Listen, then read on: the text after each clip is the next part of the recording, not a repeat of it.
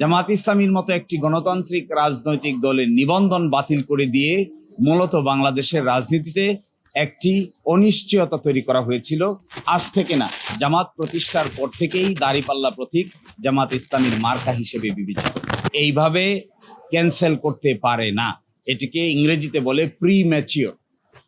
আর second কথা হলো, যারাই রিট পিটিশন দায়ের করেছিলেন তাদের কোনো লোকাস্ট্যান্ডাই নাই। তারা নিজেরাই পক্ষ দোষে দুষ্ট, তারা নিজেরাই ইল মোটিভ নিয়ে রাজনৈতিকভাবে হেয় প্রতিপন্ন করার জন্যই এই মামলা দায়ের করেছিলেন। আর সর্বশেষ আমরা বলেছি যে গণতন্ত্রে এইভাবে জামাত ইসলামীর মতো একটি গণতান্ত্রিক রাজনৈতিক দলের নিবন্ধন বাতিল করে দিয়ে মূলত বাংলাদেশের রাজনীতিতে একটি অনিশ্চয়তা তৈরি করা হয়েছিল, যা নাকি ডেমোক্রেটিক প্রসেসকে ক্ষতিগ্রস্ত করেছে।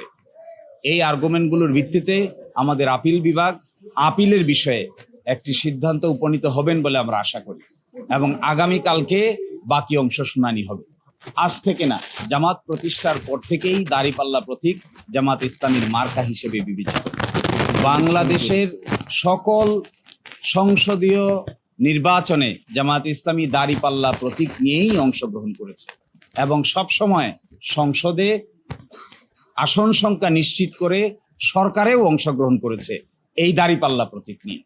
কিন্তু হঠাৎ করে 2016 সালে ফুল কোর্ট সভার একটা সিদ্ধান্তের ভিত্তিতে এই দাঁড়িপাল্লা প্রতীক ব্যবহার না করার জন্য নির্দেশ দেওয়া হয়। আমরা সেটিও আদালতে তুলেছিলাম।